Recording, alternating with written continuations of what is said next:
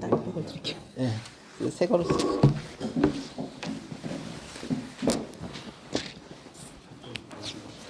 강사님 숨 좀 돌리시고 숨 돌리시는 동안에 저희 소개를 갖다 좀 하도록 하겠습니다. 예, 안녕하십니까. 저는 오늘 진행을 이거 마이크가 있으니까 진행을 맡을 거고요. 예, 공공의료 성남 시민행동 공동 대표로 있고 성남시 의료원 시민공대위 상임 대표를 같이 맡고 있는 김용진입니다. 네, 많이 와주셔서 감사드리고 이게 대부분 이제 근무 시간이고 이번 주엔 또 이제 연휴도 있고 해가지고 저희 사무처장님은 반차를 입고 오시기도 하셨지만은 이게 시간 내시기가 어려워서 조촐하게 작은 장소에서 하게 되었습니다. 일단 뭐 숨 돌리시는 동안에 참여하신 분들 각자 이제 소개를 간단하게 좀 해주시고 숨 돌리신 다음에 시작을 하도록 하겠습니다. 마이크 돌리기가 어려우니까. 마이크 없이 됩니다. 네. 목소리가 좋아가지고. 성남시 의료원 공동대책위원회 같이 공동대표를 네. 활동하고 있고요. 이제 얼마 전까지 후보단 성남 수석 국회의원 후보였습니다. 네. 장지화라고 합니다. 네. 반갑습니다.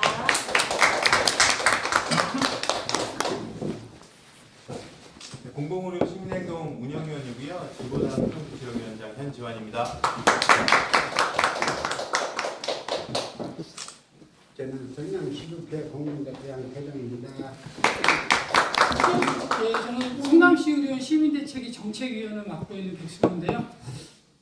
선거 시기 때 이렇게 인터뷰 내용이나 또 당선되시고 나서 이렇게 언론에 말씀하시는 거 보고 어쨌든 팬이 좀 됐습니다. 그래서 근무 중에 이렇게 도망나왔습니다. 고맙습니다.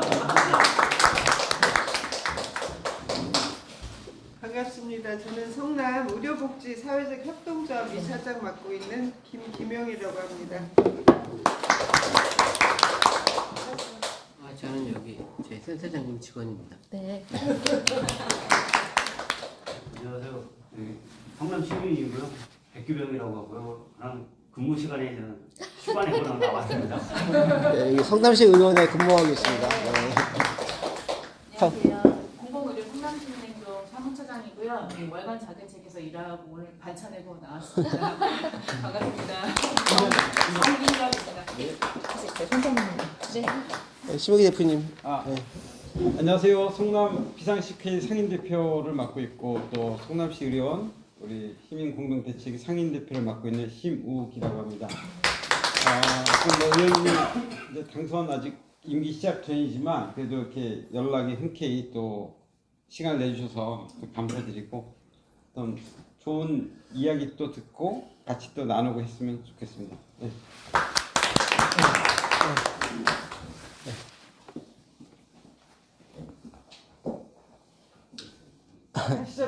네.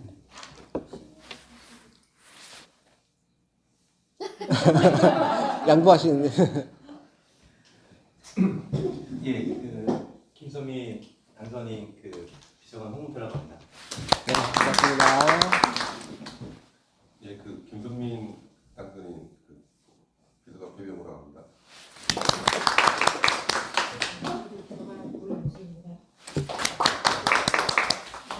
저희가 다 이제 같이 의원실에서 보좌 역할을 하기로 해서 다 모인 친구들이고요.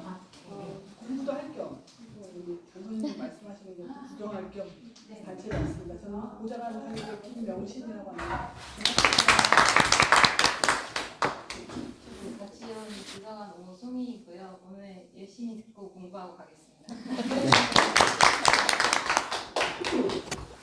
예, 오늘 행사의 취지는 사실 이제 저희 시민공대위가 만들어진 게 있다도 소개를 하겠지만 성남시 의료원이 지금 신상희 시장님 민간 위탁을 하려고 계속 추진을 하고 있어서 공대위가 만들어졌는데 그래서 이후에 저희가 이제 어떻게 해야 될지 그리고 성남시 의료원의 미래가 어떻게 될지 그리고 이제 앞으로 저희 이제 공공병원을 확대하는 운동도 저희 단체는 하고 있거든요. 그래서 그런 부분에 대해서 강사님의 의견도 듣고 요청도 드리고 그러려고 이제 행사를 마련을 했었고요. 어쨌든 이렇게 강사님이 이렇게 분이 발표하는 건 저희 얘기를 많이 듣고 싶다라고 하셔서 이렇게 이제 대화 예, 장으로 이렇게 마련을 했습니다. 그래서 오늘 순서는 뭐 대략 잡았는데 지금 제가 취지를 소개드렸고 당선자님 소개를 제가 준비한 건 소개를 드릴 거고 일단 성남시 의료원이 바로 앞에 있거든요. 혹시 다 보신 분도 계시겠지만은 성남시 의료원 설립 운동이 어떻게 이제 진행되었는지 그거에 대해서 설명 좀 드리고 그게 공공병원의 확충이나 이런 데 관련된 문제라서 이거 이때만 드릴게요. 네. 그래서 공공병원의 필요성 및 뭐 지원의 필요성 뭐 이런 부분에 대해서 당선자의 의견을 듣고 그 다음에 지금 현재 뭐 민간위탁 관련해서 저희가 활동하고 있어서 그 활동을 좀 설명을 드리고 그런 거에 관련해서 당선자님의 말씀을 듣고 저희가 요청사항을 좀 정리한 문건이 있습니다. 문건 설명 드리고 그 내용에 대해서 이제 당선자님이 저희는 강력하게 해주십사라고 요청을 드리지만은 앞으로 의정에 반영하시다는 결심을 말씀해 주셨으면 좋겠다. 그렇게 점을 잡고 저희 이제 의료복지사회적 협동조합도 있지만은 거기서 이제 돌봄이나 그런 문제에 상당히 관심이 많거든요. 성남시도 이제 돌봄에 대해서 이제 연구도 하고 공부도 하고 그런 이제 준비를 시민사회도 하려고 하고 있어서 그런 문제 그리고 의료원이 만들어진 게 그 분당구와 성남 본시가지 간의 상당한 건강의 불평등이 상당히 심하거든요. 그래서 그런 문제도 뭐 기존에 이제 사회활동할 때도 상당히 관심 많게 활동하셨지만은 돌봄과 불평등, 건강 불평등 문제에 대해서 어떻게 해나가실 것인지 그런 거에 대해서 말씀을 듣고자 합니다. 그 다음에는 이제 조국혁신당이 이제 크게 만들어졌잖아요. 그래서 조국혁신당과 당선자님의 어떤 공약이나 그런 걸 갖다 이제 이 국회에서 어떻게 할 것인가 그런 말씀을 듣고 그리고 마지막 초미의 최근에 관심사인 의사증원과 의료개혁.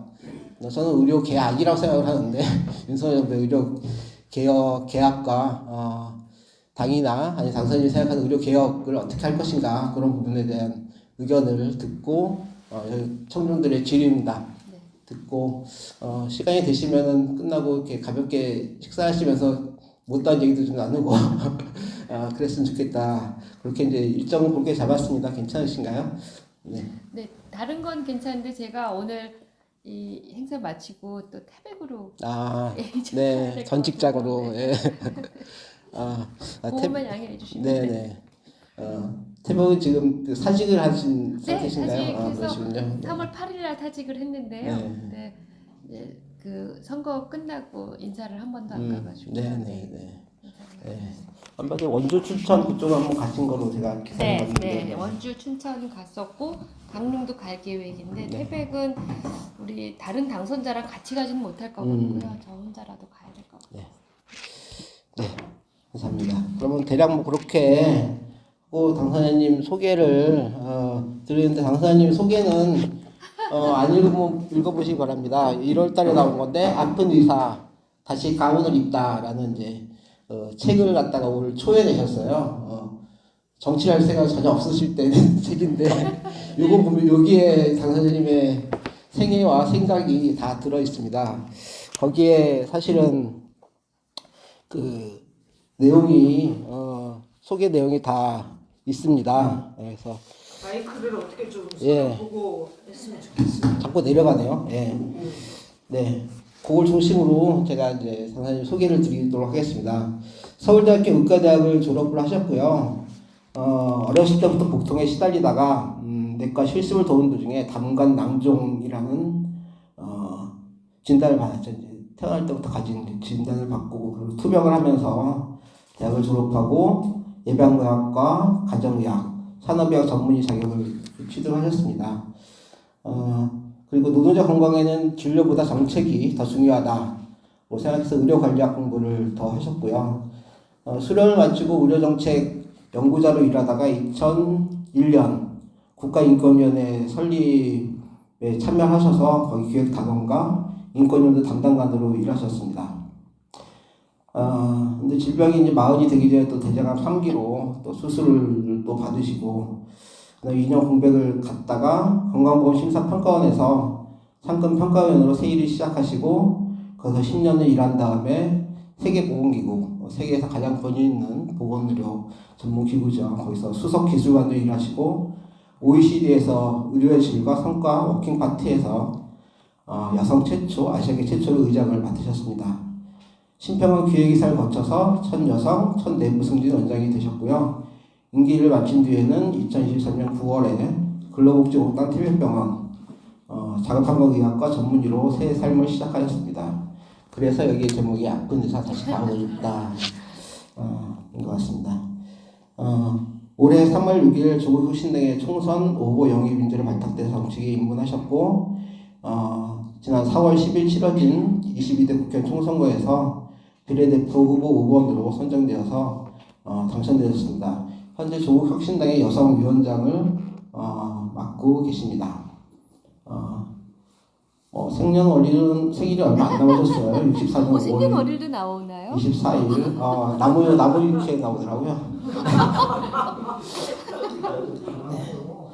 그렇습니다. 그래서 개인적으로 저와는 뭐 여러 인연이 있으면 저는 이제 치과 의사로서 건치 일을 열심히 했고 건치 회장도 하고 그다음에 건강세상 네트워크라는 곳에서 그 대표도 하고 하면서 인협에 계시고 가난한 사람을 위한 또 가관연에 활동하셔서 저랑 계속 연대 활동을 하셨습니다. 그래서 여러 번 뵀었고 개인적인 친분은 뭐 이렇게 없었지만은 그래서 이렇게 알고 있었는데 심평원 원장 되시고 근데 이제 출마까지 와서 당선되시니까 상당히 좀 기분이 좋았습니다.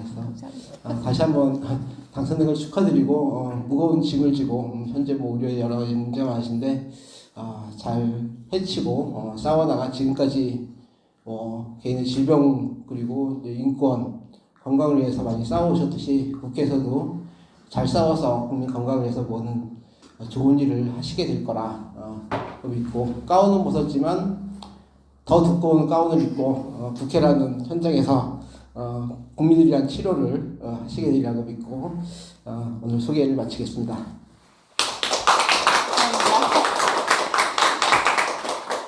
이 책은 한번 사서 읽으시면은 상당히 도움이 될 것 같습니다. 네.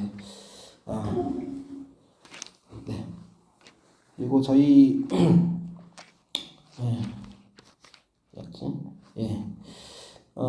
설명드렸고 저희가 이제 아까 저희 책에 관심이 많으셨는데 이 책이 공공의료 성남 시민행동에서 발행한 시민이 만드는 공공병원 성남시 의료원 설립운동사라는 책입니다. 그래서 성남시 의료원이 2003년 여기에 인하병원과 성남병원이 폐원한 다음에 지역에 종합병원이 없는 의료 공백 사태가 벌어졌죠. 그러면서 시민들이 단체를 결성을 해서 두 차례에 걸쳐서 주민발의 조례 제정운동을 하고 뭐 여러 우여곡절을 겪으면서 조례가 이제 통과가 되고 조례 통과 이후에도 뭐 당시 이제 보수정당의 시장이 있었는데 뭐 여러 가지 이유로 계속 미루다가 결국은 이제 건립은 이재명 현 그 민주당 당대표 되신 분이 시장이었을 때 공사를 시작을 해가지고 완공을 하고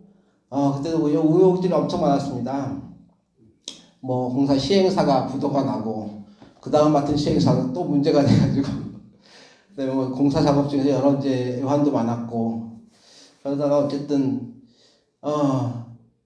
개원을 갖다가 이제 21년에 하게 됐는데 그때도 코로나 전국 때문에 코로나 때 이제 심평원에서도 많은 역할을 갖다가 직접 진두지 하셨지만은 개원도 전부터 코로나 전담병원 역할을 맡았었거든요. 환자 보다가 하는 병원도 어려운데 환자 보기도 전에 뭐 시범진료 정도 하고 있을 때 코로나 전담병원에 대해서 일반 환자는 전혀 주민들은 받지 못한 코로나 환자를 보던 상황이었고 그러다가 이제 그게 마칠 때쯤에 신산진 시장이 되면서 그 전부터 아시겠지만 신산진은 민간 위탁을 대학병원 위탁을 계속 주장을 하셨죠. 그래서 위탁이 공약이었어요. 그래서 의료진도 새로 이제 채용을 하고 해야 되는데 채용도 계속 미루고 거부하고 그러다가 이제 의료 원장도 사퇴를 했는데 원장은 계속 안 뽑고 위탁 연구 용역 주고 지금은 이제 복지부에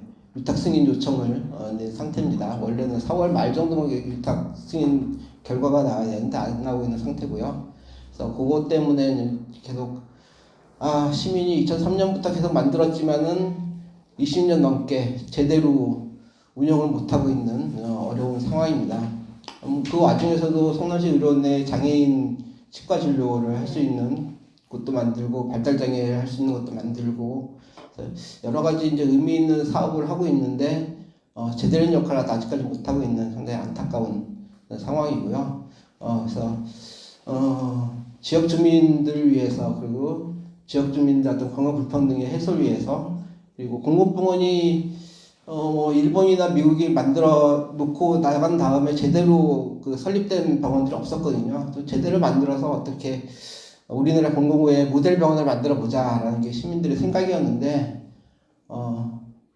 제대로 못하고 있는. 이거 만들 때 저희는 4인 병실이 기준이거든요. 4인 병실로 다 만들어서 그때는 5인 6인이 상당히 쾌적하고 그랬는데도 시설이나 이런 거에 비해서 시집행부나 관료나 이것들에서 제대로 되어 있지 못한 코로나나 어려움도 상당히 컸었고요. 그래서 그런 이제 상황이다. 그래서 거기에는 시민들의 그 노력도 상당히 많았고 하나 자랑하자면 성남시 의료원의 시민위원회가 있습니다. 네. 30명의 위원들이 있고 공공병원의 시민 참여 조직 중에 가장 큰 조직이고요. 세 달에 한 번씩 회의를 하고 시나 의료원 그 원장님은 막 그 안 좋은 소리도 막 하고 하니까 되게 싫어하긴 하지만은 그렇게 직접 참여하는 그런 이제 모델도 만들고 있습니다. 그래서 여러 좋은 모델도 있고 그냥 아쉬움도 있고 어쨌든 그렇지만 어쨌든 시민이 처음 만들 때부터 지금까지 그리고 앞으로도 계속 참여해서 만들어 나갈 성남시 의료원이다. 이게 이제 우리의 설립의 운동의 간략한 역사였고 자세한 내용은 이 책에 있으니까 의원님과 부장님 한 분께 들려가면서 읽으면서 어떻게 이게 힘들게 만들어졌나 여기에 담지 못한 내용이 사실은 더 있어요. 그게 이제 백서로 나왔으면 좋겠는데 건립의 과정 그 각각의 논의 과정들이 다 자료들이 있을 텐데 그것들 백서를 못 만들게 저희가 아쉽습니다. 저희가 그걸 할 수 있는 시작을 열심히 떠난 상황이어서 그래서 이후에 이렇게 대전 의료원도 만들어지고 있고 진주도 다시 이제 그 병원 만들고 있는데 그런 데는 백서도 좀 만들어서 다른 데서 만들 때도 좀 모범적인 걸 만들었으면 좋겠다. 매뉴얼도 좀 만들고 이후에 공공병원 설립에 대해서 이제 기여를 하실 때 그런 것도 참고를 하셨으면 좋겠다 말씀드리겠습니다. 그래서 이런 공공병원의 설립, 확충, 사실 이제 이 병원에 기공식 할 때 그때 진주의료원이 표현했거든요. 홍준표가 표현한 그 해에 여기서 기공식을 한 그런 이제 상황이 있습니다. 그래서 공공병원이나 공공의료에 대해서 당선자님이 상당히 관심도 많고 생각도 많고 고민도 많이 하셨던 분이라서 이런 공공병원의 설립 부분에 대해서 어떻게 생각하시는지 그런 말씀을 들었으면 좋겠습니다.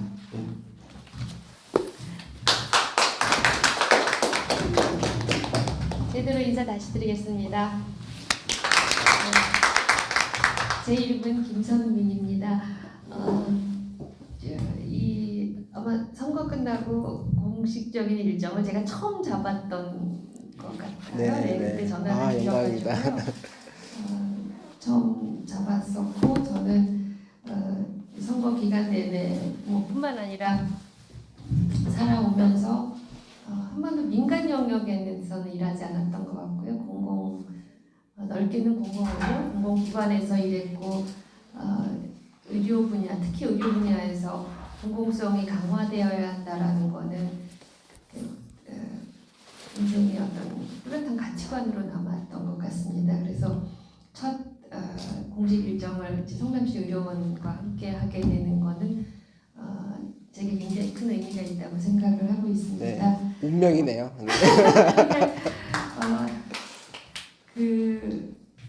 어떤 시장은 가는 데마다 병원을 없애는 시장이죠. 네. 그리고 제가 이 책에 썼었는데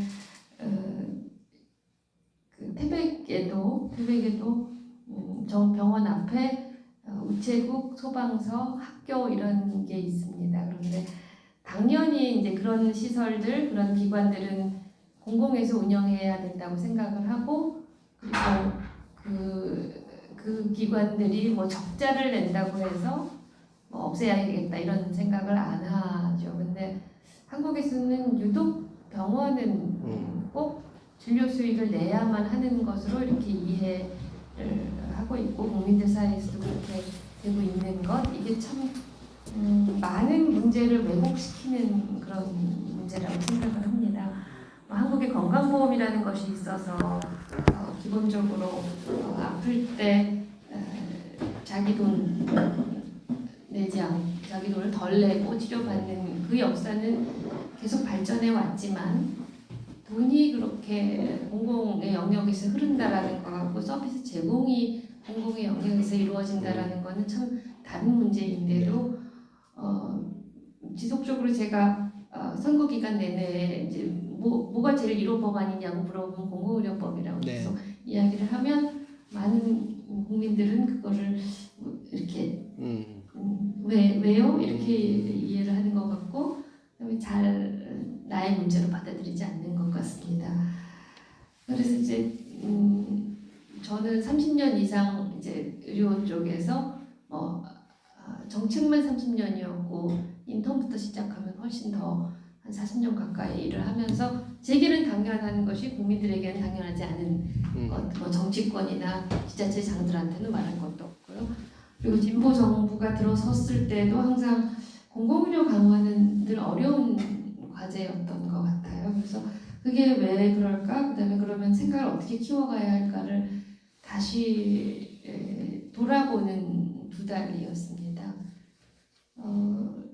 그래서 이제 우리 당 제가 이 책을 발간할 때만 해도 저는 태백에서 굉장히 의미 있고 재미있는 삶을 살고 있었는데 이렇게 확 두 달 사이에 어제로 2달이 지났습니다. 2달 사이에 인생이 확 바뀌었는데 이렇게 전혀 인생에서 새로운 제안을 받았을 때 그냥 그렇게 오래는 고민 안 하고 응했던 이유를 잘 생각해봤습니다. 근데 저를 딱 힘든 그 단어는 사회권 선진국이었던 단어고, 그 단어는 제가 인권이 들어갈 때부터 제 인생의 큰 가치라고 생각을 했습니다. 그런데 선거 기간 내내 계속 욕을 많이 먹었습니다. 이게 비난을 많이 들었습니다. 비난 혹은 비판,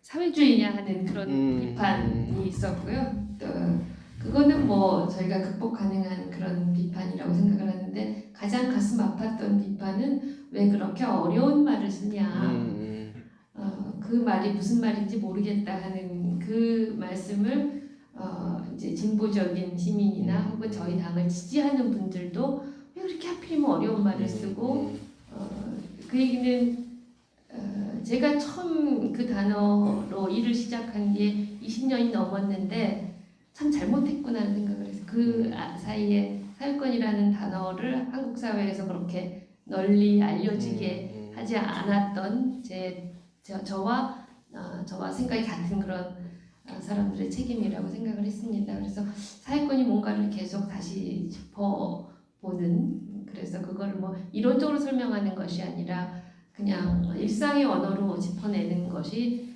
그동안 제가 해왔던 일이고 앞으로도 한참 동안 그 이야기를 해야 될 것 같습니다. 그래서 사회권을 생각하면 결코 사회주의가 아닌 게 처음 우리나라에 그 단어가 들어온 거는 유엔에서 규약을 만들면서 자유권 규약보다 훨씬 더 먼저 사회권 규약을 만들어줬고, 우리는 거기 없어도 되겠죠? 네, 거기에 가입을 하면서 채택을 하면서 이제 사회권이라는 단어가 한국 사회에 들어왔는데, 그 내용을 보면 그냥 보편적으로 당연하게 누릴 권리, 그런데 그 누릴 권리가 주거, 교육, 건강, 뭐 이런 모든 문화 이런 것들을 다 인간이면, 이 땅에 태어나서 살아가는 인간이면 누구나 당연하게 누리는 권리로 누리게 하자, 이게 개념인데 한국에는 그게 별로 당연하지 않은 것 같습니다. 그게 과거에는 그 20년 전에는 30년 전에는 나라가 이 경제 사정이 안 좋고 자원이 풍부하지 않아서 그렇지 않았다면, 지금은 뭐 자원은 이 정도면 저는 한국 국민에게 기본적인 권리를 보장할 만큼의 그 경제 성장은 이루었는데 그거를 인간이 누리게 하는 거를 돈이 있건 없건 그게 필요하든 안 필요하든 그건 각자 알아서 해결해야지 왜 그걸 국가가 해결하냐 하는 그런 식으로 어떤 그 규정 지어진 것이 더 큰 문제라고 생각을 합니다.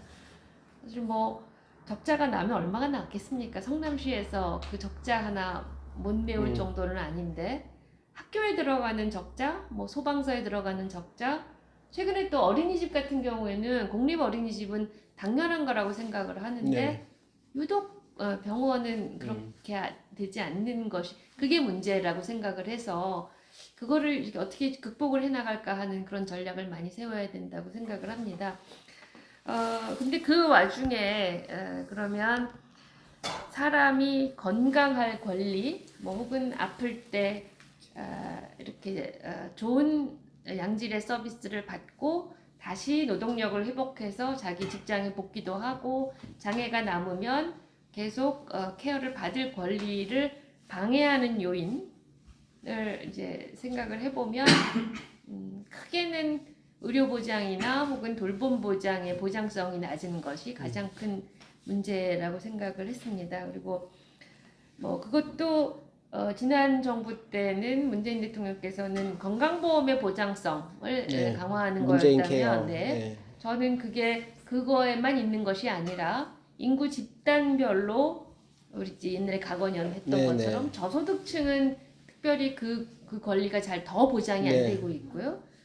그다음에 또 큰 문제는 이제 태백 같은 데서 절감하는 거는 이제 성남과 전혀 다른 상황이죠. 의료 자원이 너무 부족하고 의사 인력 구하기 어려운 그런 인구 소멸 지역의 그 의료 접근성이 부족해서 오는 그런 건강권의 보장성의 제한 이게 굉장히 한국 사회에서 중요한 문제인 것 같고요. 그다음에 문재인 케어로 해서 굉장히 많은 필수적인 의학적인 것들은 많이 이제 급여 베스킷 안에 들어왔는데 여전히 큰 덩어리로 남아 있는 거는 간병.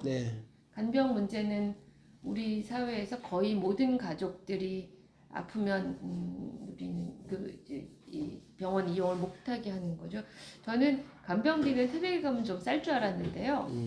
서울보다 훨씬 더 비싸더라고요. 인력을 구하지 인력이 못하니까. 없어서.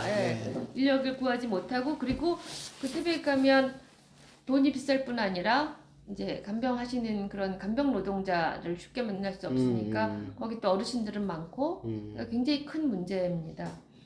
그리고 특히 최근에 문제가 되는 건 실손보험이 확 이렇게 급성장을 하면서 이 비급여가 아주 기형적으로 자라나고 있어서 그게 뭐 꼭 필요하냐 필요하지 않냐라는 거를 논하기 이전에 일단 병원에 가면 그런 비급여를 선택을 하는 것을 강요받을 수밖에 없는 그런 상황에서 국민들이 느끼는 그런 의료비 부담은 여전한 것 같습니다. 그래서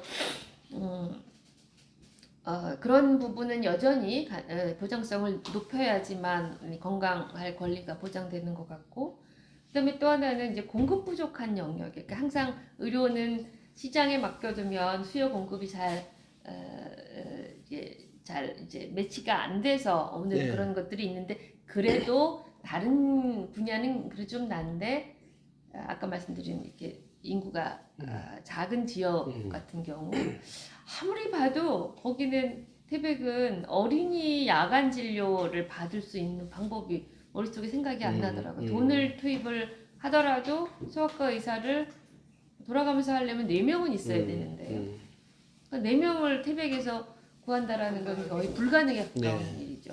그런 거. 그다음에 그러면 성남시 같은 경우에 인구가 많고 서울에 가까우니까 되냐? 그러면 또 그게 안 되는 게 중환자, 아주 중환자 의학 그때 지지난해인가 아산병원에서 왜 그 간호사 한 분이 돌아가셨죠. 이제 그런 분야는 심지어 아산병원에서도 충분한 공급이 안 이루어지는 그런 시장 실패가 일어날 수밖에 없는 영역이고 제일 그런 게 1차 의료 같은 거는 우리나라에 의원이 그렇게 많은데 고혈압 당뇨를 잘 케어하는 의사는 또 부족한, 돈이 안 되는 거.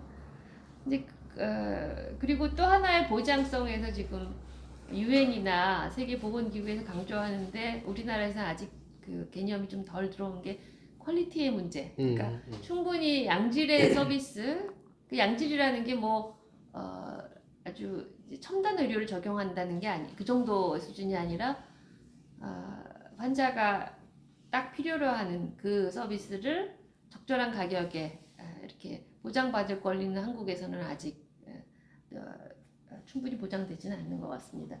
근데 이제 그러면 그 문제들을 어떻게 해결할 것인가를 계속 고민을 하다 보면 결국 답은 공공의료의 강화에 있다고 생각을 합니다.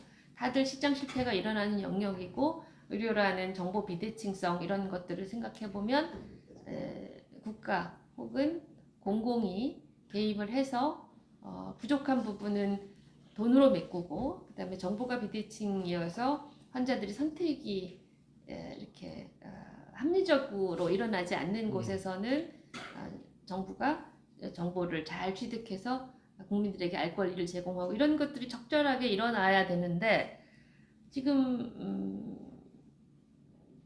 정부는 이 의료 이제 인구 소멸 지역이나 혹은 아까 중환자 의학이나 이런 혹은 소아과처럼 아이들이 많이 태어나지 않아서 공급이 불충분할 수밖에 없는 그런 분야를 그냥 의사 수를 거의 메가톤급으로 올리는 거로 이제 해결책을 제시를 했는데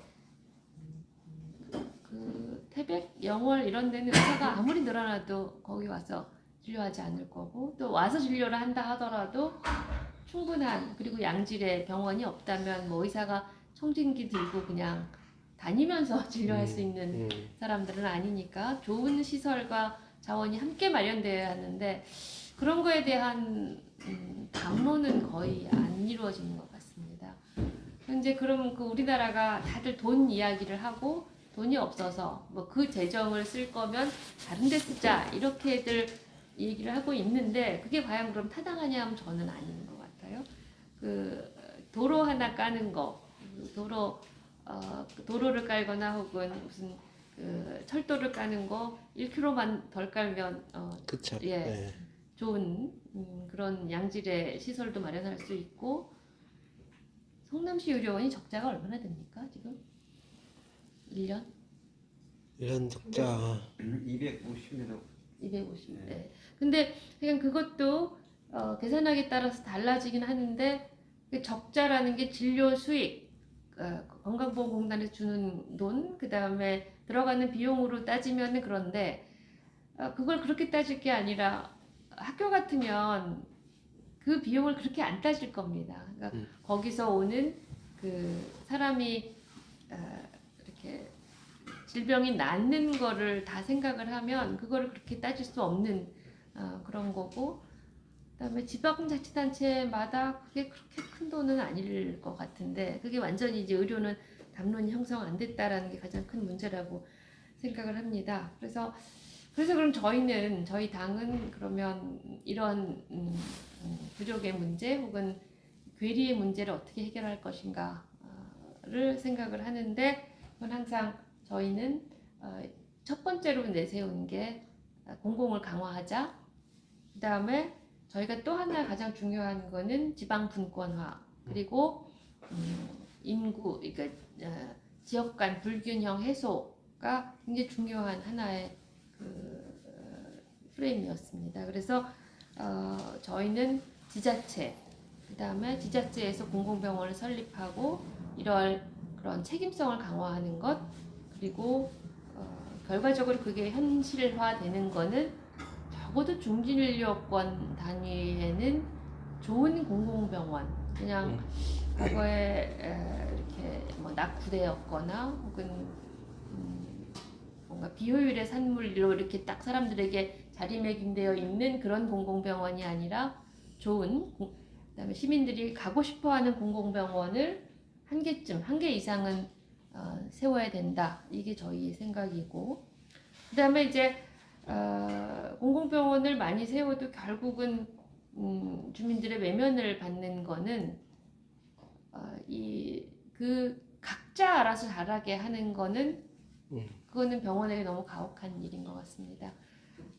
제가 있던 근로복지공단 병원은 태백에 있는데 굉장히 제가 이제 진료할 때 보면 일 수준이 높았습니다. 제가 이제 직업환경의학 전문의로 일을 했는데 거기는 10개 병원 직업환경의학 전문의가 분기에 한 번씩 모여서 토론하고 그다음에 그 사이사이에 줌으로 회의하면서 계속 케이스 스터디를 했습니다. 이제 그거는 근로복지공단 병원이 10개가 다 이렇게 네트워킹이 돼 있고 사실상 하나의 기관이고 전자의무기록 다 통일되어 있고 다 정보를 공유하니까 이게 단위가 확 올라가면서 그 병원 모든 병원들의 수준이 다 올라갔습니다. 굉장히 수준이 높았습니다. 그러니까 심평원장을 하다가 거길 갔는데 아니 우리나라 병원들이 다 이렇게만 하면 참 쉽겠다 하는 생각을 했습니다. 그러니까 개별 병원에게 다 각자 알아서 하라 그랬으면 태백에 있는 병원은 각자 알아서 못했을 텐데 그렇게 네트워킹이 되니까 전부 다 한꺼번에 수준이 높아졌습니다. 그래서 저희 생각에는 이 공공기관도 이 여러 개의 공공기관이 네트워킹을 하든 아니면 하나의 거버넌스를 갖춰서 서로 이렇게 상생하고 그리고 스스로를 다 같이 끌어올리는 그런 식으로 가야지 어떤 특정한 지방자치단체장에게 휘둘리지도 않을 수도 있고 국민들의 신뢰도 받을 수 있을 거다. 그래서 저희 생각하는 거는 그렇게 생각을 하고 그다음에 또 중요한 거는 공공의료기관 혹은 뭐 의료원들 사이의 네트워킹만 중요한 것이 아니라 의료라는 것은 결국 지역 안에서 다 해결이 되어야 되기 때문에 지역 안에서 의료 체계를 갖추고 그리고 이 대진료권별로 의뢰와 그다음에 리더십 체계를 갖춰 나가는 것이 굉장히 중요하겠다. 그렇다고 할 것 같으면 지방 의료뿐만 아니라 지방 대학병원, 국립대병원 이런 쪽에도 각자 알아서 자기 진료 수익만 낼 것이 아니라 그 안에서 그 지역 안에서 리더십을 좀 발휘하고 그거를 법으로 이렇게 책임을 맡기는 것 이런 것들이 필요하다고 생각을 했습니다. 그 성남시 의료원 지으실 때도 예비 타당성 조사 하셨어요? 아니요, 그때는 아니었어요. 아니었어요. 예. 그래서 이게 제가 지난 정부 때 그 의료 정책을 계속 추진했던 분들한테 물어보면은 항상 그 병원을 짓고 싶어도 이 예타를 통과를 해야 되면 이걸 지을 수가 없다. 네. 그래서 공공병원 같은 경우에 신축이나 증축을 할 때 예비 타당성 조사를 연재하는 것이 그게 법에 들어가야 되는 거 아닌가 하는 생각을 하고 있습니다. 그리고 그게 이제 법으로 돼야 된다라고 생각하는 게 지자체장들이 누구냐에 따라서 이렇게 왔다 갔다 하게 되면 결국은 안 좋은 쪽으로 이렇게 약화되는 거는 너무나 쉬운 일인 것 같습니다. 그래서 지자체장이 책임성을 좀 강화하는 일 그런 것들이 필요할 것 같고 이제 지자체장에 따라서 왔다 갔다 하는 것이 이제 바뀌어야 되고 지금 이제 성남시 의료원 공대위나 시민대책위원회에서 가장 중요한 거라고 생각하는 거는 우리나라 국민들 전반에게 설문조사에서 물어보면은 그 여론조사하면 공공의료기관을 많이 설치해야 된다라는 거를 그렇게 높게 안 여긴다 하더라고요. 근데 코로나 때만 그랬죠. 이러고요. 네, 코로나 때만 그랬죠. 그리고 코로나 지금 이제 지방의료원이나 국립중앙의료원 같으면 코로나 전담병원 세워가지고 코로나만 관리하느라고 그 외과 의사들 전부 다 빠져나가고 환자들도 빠져나가니까 굉장히 병원 상황이 어려워졌는데 그때는 쥐어짰는데 지금은 그러면 그거를 지원을 해주냐 하면 그것도 아니라고 얘기를 듣고 있고요. 국민들의 신뢰 더하기 기대 이런 게 다 낮으니까 이제 한참 동안 왜 공공의료기관이 중요한지를 이렇게 전국적인 그런 담론을 형성하는 것도 성남시 의료원 쪽에서 앞서 가셔야 될 것 같고 뭐 저희도 마땅히 해야 될 일인 것 같습니다. 그래서 저희 조국혁신당이 생각하고 있는 거는 일단 공공의료 관련된 입법 활동을 이제 처음부터 이제 하는 것 그게 굉장히 중요한 일이라고 생각을 하고 그 다음에 이제 공공의료를 얘기를 하다 보면 항상 지역마다 너무나 사정이 달라서 다르고 그 공공의료기관에 대한 지역 내의 그 기대나 혹은 그 병원이 해야 할 역할은 너무 다르기 때문에 그 사례를 많이 들어야지만 이 입법이라는 것이 허공에 대고 이렇게 얘기하는 것이 아니고 국민들의 어떤 지지를 받을 수 있는 거라고 생각을 해서 가급적이면 많은 병원을 좀 다니면서 그 지역의 현안이 뭔지 그다음에 공공의료라고 했을 때 거기에다 기대하는 바가 뭔지를 좀 듣는 것이 저희의 가장 첫 번째라고 생각을 합니다. 그리고 이제 늘 제가 좀 이게 막히면 외국 사례를 많이 물어보는데 외국의 세계병원협회에서는 병원의 기능을 병원 안에 진료에 두지를 않고 있지 않습니까? 지역사회 안에서 그 지역사회 주민들의 건강을 책임지는 거를 병원의 역할로 두고 있는데 한국에서 병원은 전혀 안 그렇지 않습니까? 그렇죠. 그리고 뭐 제일 어려운 게 사실 공공의료기관보다 더 어려운 게 1차 의료인 것 같아요. 1차 의료를 강화해야 된다고 이야기를 하면 1차 의료의 뜻을 모릅니다. 1차 의료의 뜻을 모르고 그게 강화되면 어떤 게 좋은지 아예 시민들이 모르기 때문에 이게 참 정책적으로 혹은 정치적으로 이렇게 하는데 참 어려운 점이 있는 것 같습니다. 그래서 초반기에 상당 부분은 왜 공공의료기관이 중요한지 이런 것들을 좀 함께 알리는 게 중요할 것 같습니다. 그런데 이번 선거 기간 동안에 저희 당이 제가 처음에 3월 6일 날 인재 영입에 들어갈 때에 비해서 너무나 예측했던 거와 다르게 그 시민들이 아주 뭐랄까 뜨거운 지지를 보내주셨습니다. 그래서 제가 선거 끝나고 나서 이렇게 축하합니다라는 말을 듣는데 항상 그 말을 들을 때마다 축하하시지 말아달라고 제가 지금 축하받을 기분이 아니다라고 말씀을 그게 정말 그런 게 너무나 요청이 그러니까 요청이라기보다 시대의 요구 국민들의 요구가 너무나 뜨겁고 저희는 어떻게 저걸 다 하지? 그런데 그게 저희의 운명인 것 같습니다. 그래서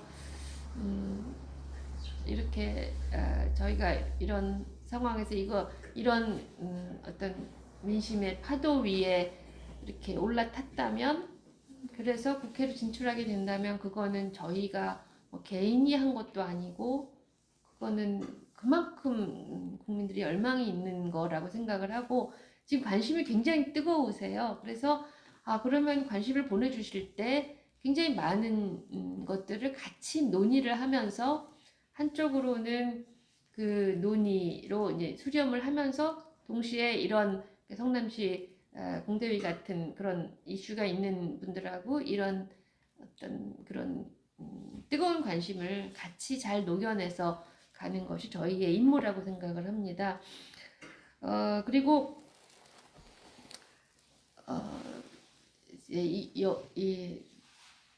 이렇게 개원을 하기 전에도 서울시에서도 지금 많은 문제들이 있습니다. 거기는 공공의료기관은 아니고 그러니까 사회서비스, 서울시 사회서비스에 대한 조례 폐지 조례가 만들어져서 학생인권 조례랑 같이 이렇게 통과가 됐습니다.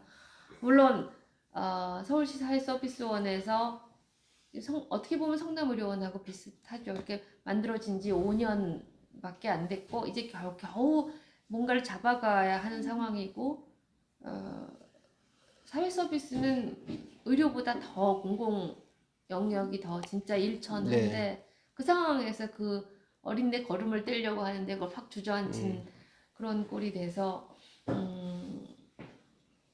되게 개인적으로 너무 가슴이 아프지만 저희가 해야 할 일도 굉장히 많고 그 과정에서 저희가 의미가 있다고 생각하는 거는 서울시 당에서 이 문제 굉장히 중요한 사안이다. 그래서 정책도 정책이지만 시민들의 어떤 정치적인 운동과제로 같이 가져가자 하는 게 서울시당의 생각이었습니다. 그래서 저희가 해야 하고 할 수 있는 역할이라는 게 탁상공론도 아니고 그다음에 그냥 정치적 이해관계에서 왔다 갔다 하는 것도 아니고 그 시민들 혹은 국민들의 그 삶의 문제 그런 것들을 전문가 그다음에 마땅히 가야 할 그 방향과 함께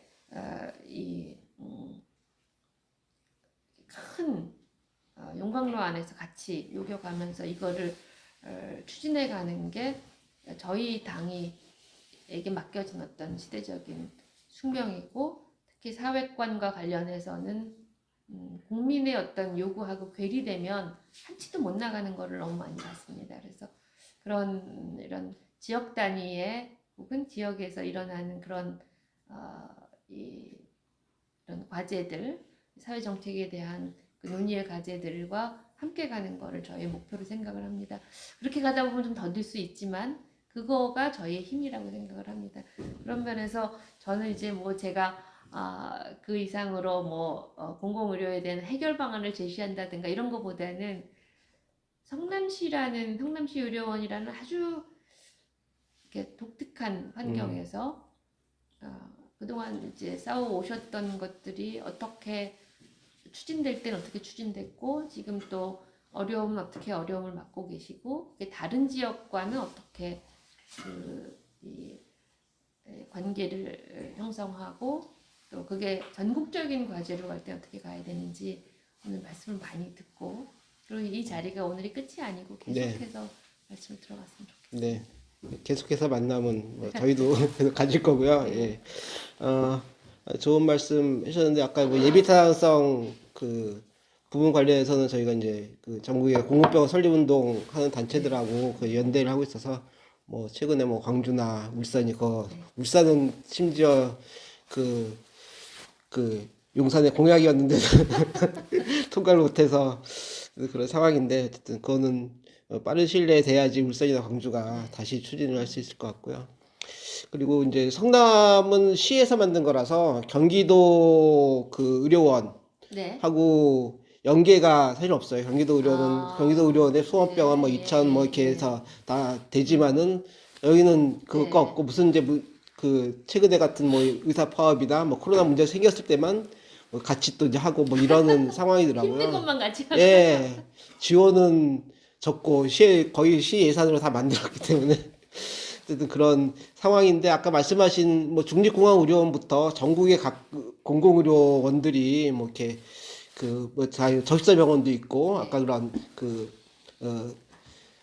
태백 같은 그런 병원도 있고, 그런 것들이 같이 네트워크를 하면은 경영상의 어려움이 되게 많거든요. 원장님들 경영을 안 해본 원장이 지금 전에 원장도 안 해본 원장이 와가지고 되게 이제 힘들어하고 해서 그런 경영 지원도 하고 뭐 이렇게 환자 관리나 이런 서비스나 이런 부분도 맨땅에서 했거든요. 완전히 없는 허허 벌판에서 하다 보니까 어려움이 무지무지 많았어요.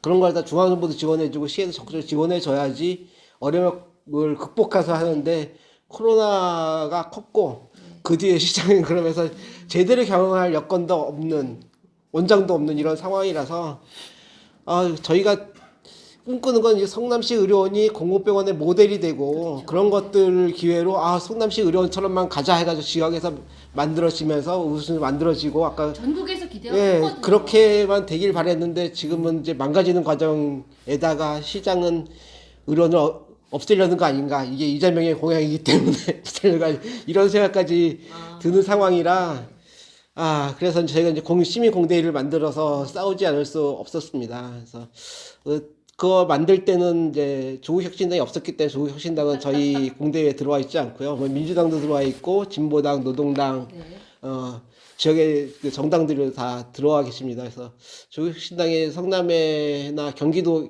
노동당이 경기도당에서 들어왔거든요. 그래서 있으면은 뭐 같이 참여하시면 좋겠다 생각을 덧붙이면서 저희 공대위 이 활동에 대해서 좀 이렇게 우리 심우기 대표님이 한번 소개를 해주시면.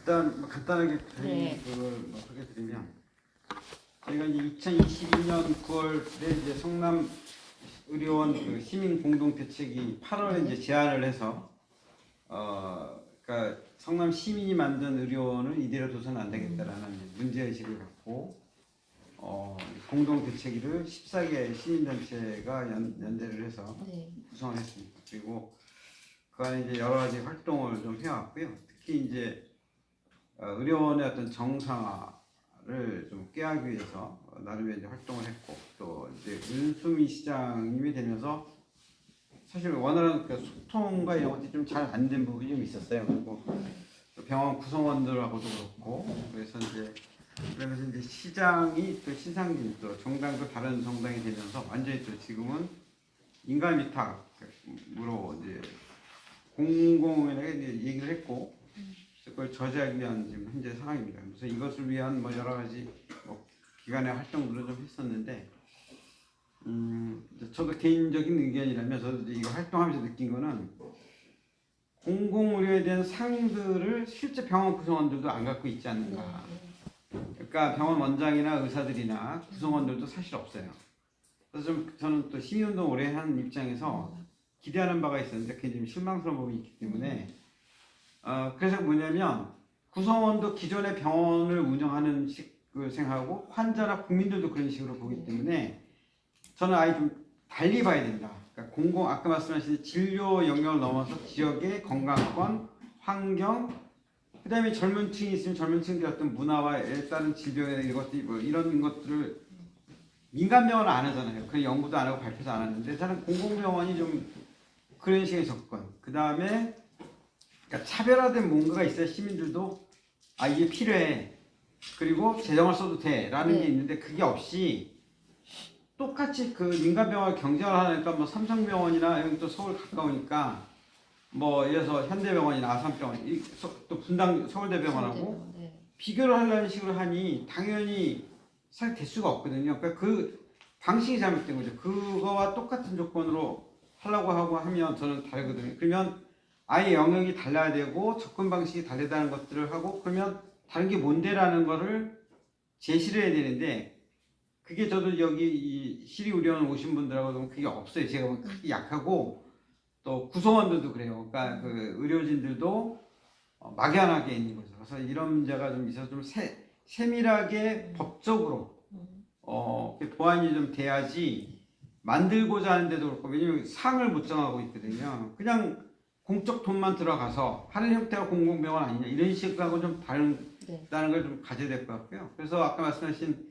네트워크 뭐 보건소라든가 그냥 공공의료를 할 수 있는 부분들에 대한 네트워크를 분명히 갖고 지역의료를 좀 하고 저는 또 더 심각한 생각 아까 말씀하셨지만 지역이나 또 노인들도 많이 생기기 때문에 저는 지역 주치의라든가 그러니까 이런 것들도 저는 시범적으로 필요성이 있고요. 그다음 막상 저희도 이거 하면서 느낀 거는 의사가 굉장히 중요하더라고요.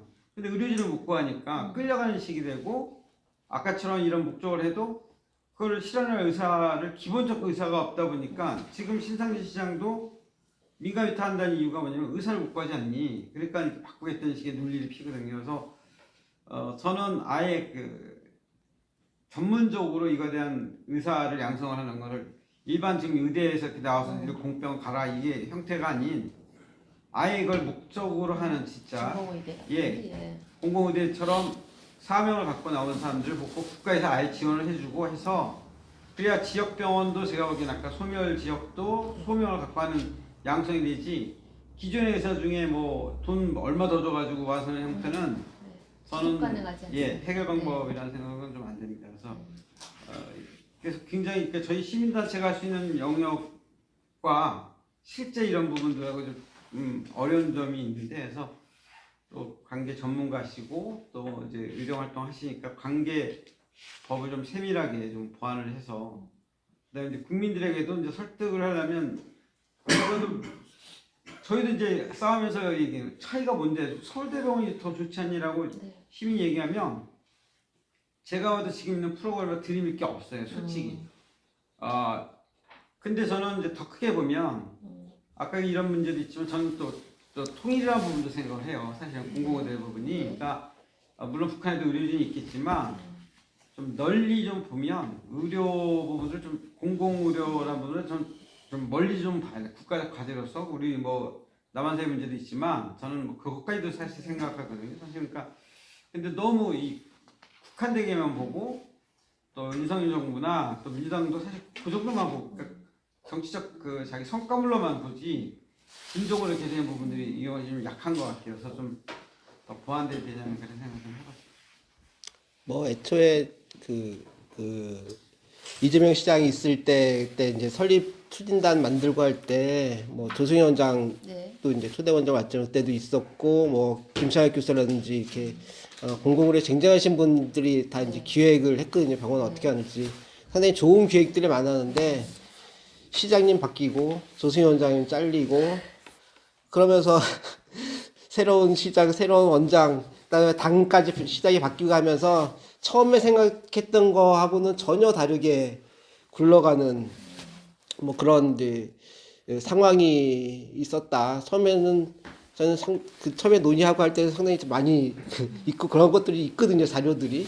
근데 그렇게 못해 가는 게 아까 말씀하신 지역 시장이나 그쪽 권력이 그냥 휘두르는 그러면서 공공의료가 공공의료 역할을 못하는 상황이 되고 은수미 시장도 그렇고 신장희 시장도 그냥 병원을 생각하는 것 같아요. 그냥 대학병원 똑같은 그거의 아류 정도의 그런 병원을 생각하니까 공공의료나 공공병원에 해야 될 일이 뭔지를 제대로 이제 하지 못하는 그런 상황이 있었던 것 같고 실제로 최근에 이제 곽생로 산부인과라고 그 산부인과로서는 성도 성내에서 가장 크고 대부분 여기서 이제 외지에서도 와서 출산을 하는데 거기서 5월 23일부터 상과를 닫았어요. 상과를 닫았는데 거기가 있어서 여기 의료원에 상과가 없거든요. 부인과만 있고. 근데 이 동네 사람들은 이제 애를 낳고 싶어도 여기서 못 낳는 거예요. 저기 차병원에 가든지. 그래야 되는 이제 상황이 됐죠. 그러면 의료원에서 그러면 거기 상과에 있던 선생님 모셔다가 여기서 상과 그렇게 시설을 처음부터 계획을 했거든요. 그 어린이 저걸 할 수 있는 어린이 중환자실도 뭐 이렇게 만들고 했는데 그런 것을 전혀 이제 가동 못 하고 있어서 그런 걸 해야 되는데 그런 거에 대한 움직임이 전혀 없어요. 왜냐? 위탁을 줘야 되기 때문에 원장 안 뽑는 것도 위탁을 줘야 되니까 원장을 안 뽑는다.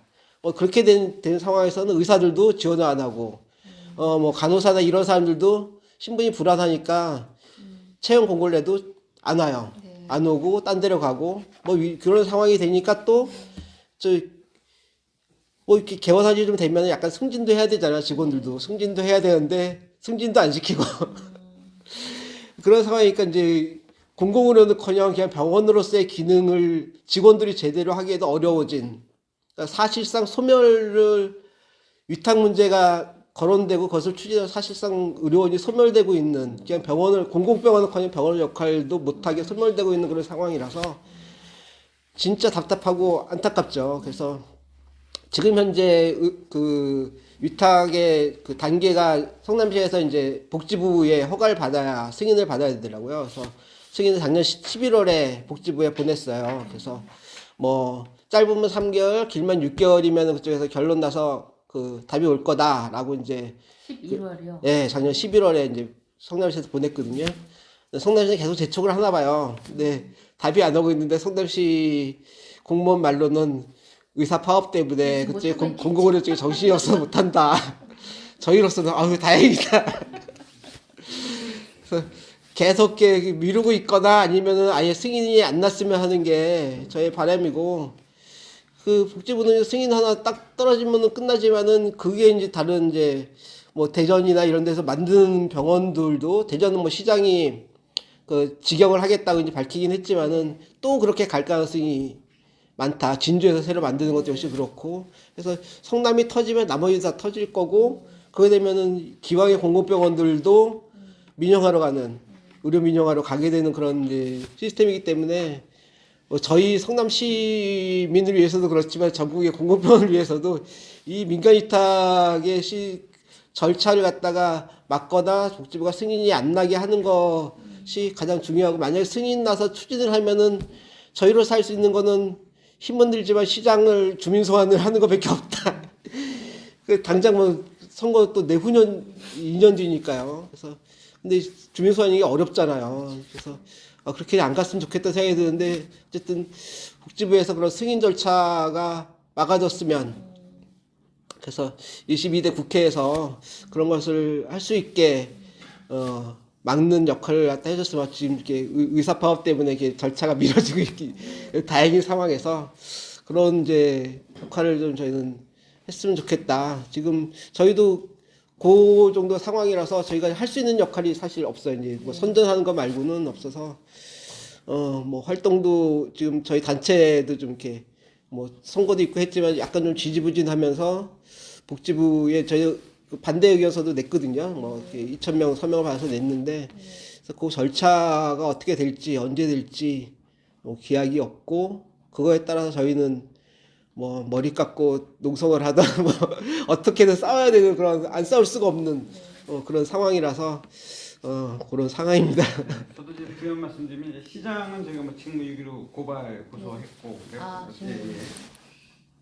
근데 이제 지금 단적으로 지금 의사 지금 파업을 하면서 또 지금 성남시 의원이 그 부족한 부분들을 좀 채우고 있거든요. 그러니까 연장 근무를 하고 있죠. 그러니까 사실 드러나는 거예요. 공공의료 기관이니까 이렇게 국가적 의료에 문제가 생기면 공공의료가 어찌됐든 간에 감당을 하고 있어요, 사실은. 근데 조명을 못 받고 있고 또 근데 굉장히 필요한 거예요. 저는 실제 옆에서 지켜보면 저도 코로나 때도 그렇고 못 받는다는 걸 전국 대전에서도 오고 이쪽으로 오고 여기는 되니까 됩니다 모시고 오세요 하니까 수용이 가능한 형태가 되거든요. 그러니까 그래서 굉장히 필요하다. 국가에서 이 의료의 위기라든가 아까도 했지만 저희도 남북의 문제도 계속 있기 때문에 여러 가지 뭐 의료 문제가 저는 공공의료가 분명히 필요해. 이걸 민간 병원에서 소화 안 되거든요. 그리고 분명히 저렇게 이해관계를 가진 사람들은 안 하려고 한단 말이죠. 그러니까 저는 국가적 비전을 갖는 정치나 행정에서도 필요하고 국민들도 이제 이걸 인식을 해야 된다고 보거든요. 그래서 저는 한쪽으로 이런 문제 터졌을 때 혜택 보는 분들은 정말 고맙다 생각을 하거든요. 근데 이제 규모가 적고 좀 몇 개 없으니까 더 그런데 이게 좀 더 확대되면 저는 차별화가 되는 부분들이 분명히 나올 것이다. 그리고 저희는 이제 현실적 어려움들은 우리 김용진 대표님이 말씀하셨듯이 당장 막아야 되는 부분들, 특히 이렇게 공공 부분을 민간으로 바꾸는 이런 것들은 아주 안 좋은 선례가 분명히 되기 때문에 의료에서 먼저 쉽게 생각하는 것 같아요. 아까 뭐 전기나 이런 부분들은 아직 얘기 안 하지만 굉장히 저는 아주 위험한 신호인 것 같습니다. 그래서 좀 막았으면 하는 게 또 위원님이 이제 당선자심에도 불구하고 모신 이유가 저희가 이제 간곡히 이 부분에 더 잘 아시겠지만 큰 힘이 되주십사 하고 모셨습니다. 주민들의 혹시 여론조사나 뭐 이런 여론은 어떻습니까? 뭐 시에서 여론조사를 했는데 그 여론조사 내용 그 문항은 발표를 안 하고 있는데요. 주민들은 대학병원 위탁을 찬성한다. 뭐 이렇게 용역해서 한 거에도 뭐 그렇게 나왔다고 하면서 그거 갖다 이제 근거로 하고 있죠. 뭐 대학병원 이름 걸면은 좋은 의사 오고 좋은 병원이 될 거라는 그건 당연하게 시민들 다 그렇게 생각을 할 것 같아요. 그러니까 그렇지 않아요. 저희가 진보당에서 시민들 저기 여론조사 했거든요. 네, 진보당에서. 네. 예를 들면 시에서 하여튼 그 시에서 한 결과 말고 저희가 직접 이제 그 설문도 돌리고 직접 만났을 때는 이 성남시 의료원을 시민들 스스로 만들었다고 굉장히 프라이드가 있으세요. 정말 20년 전부터 그것도 있고 이게 되게 잘 됐으면 좋겠고 그런데 이게 지금 최근에 코로나 이후에 실제로 운영이 잘 됐어야 되는데 어쨌든 이제 시장이 위탁 어쩌고 하면서 계속 분위기도 다운되고 투자도 안 되고 이러면서 계속 좀 약간 분위기가 약간 다운되니까 그러면 대학병원 위탁해야 되는 거냐라고 누군가 얘기를 하기 때문에 그러는 거지 이 의료인 되게 잘 되길 되게 바라세요. 엄청. 시에서도 잘 되길 바라는 거 많아요. 그러니까 두 가지인 것 같아요. 그 설문조사는 시도했고 왜냐면 저희들도 그 명분을 가져야 되니까.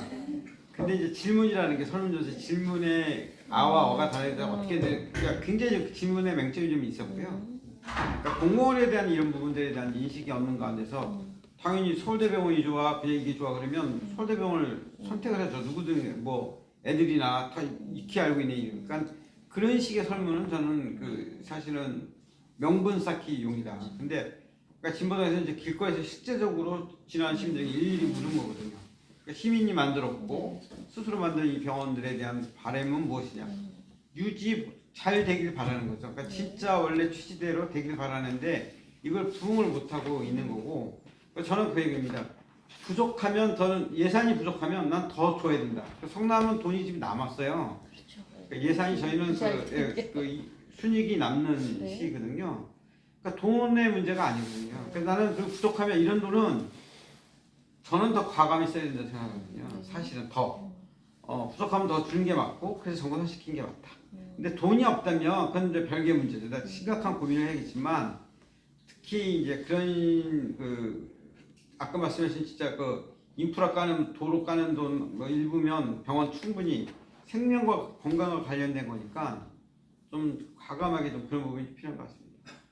그리고 지금 뭐 최근에 이제 민주당에서도 공공의대 뭐 얘기 이렇게 하는데 저는 그 드라이브에 하여튼 뭐 지금 야당들이 같이 특히 의료 관계 전문가들이 그런 부분도 어떤 기초적인 논의들에도 좀 필요하지 않은가 이 이야기가 그래서 좀 초기에 다수당일 때 확 잡아가야지 제가 보기에 이게 관철되지 이게 2, 3년 지나버리면 또 흐지부지 되고 더 잘 아시겠지만 용두사미로 끝난 경우가 많아서 초창기에 저는 확 밀어붙였으면 하는 생각이 좀 많이 듭니다.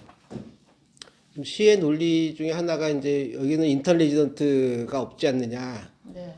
병원이면 인턴 레지던트가 필요한데, 근데 올해 3월 1일 날 이제 성남시 의료원이 인턴 수련병원 지정을 받았거든요. 네. 예, 그래서 지금 상황에서도 인턴 수련병원을 받을 수 있는데, 그리고 좀 더 이제 쌓이면은 레지던트 수련병원도 될 수 있고, 뭐 또 아까 네트워크 잘하면은 국립중앙의료원, 뭐 서울의료원 뭐 이렇게 다 해가지고 하나의 네트워크로 그 전공의 수련도 사실 받을 수 있다 생각이 드는데, 그래서 충분히 그런 것도 가능한데 시에서는 그런 거 갖다 막 감추고 전혀 뭐 홍보도 안 하고 인터넷에서 필요하니까 대학병원 해야 되나, 대학 뭐 인터넷 지금 다 파업했는데 어쨌든 그런 이제 상황이더라고요. 그래서 저희가 하나하나 논파할 건 많은데 시에서 권력을 사실상 이렇게 시민하고 논의도 없이 이걸 하면서 처음에 이제 위탁 문제에 대해서 시민 뭐 위원회 같은 걸 둬서 거기서 이제 공론화 위원회 같은 걸 하자라고 이제 있었는데 그것도 안 했어요.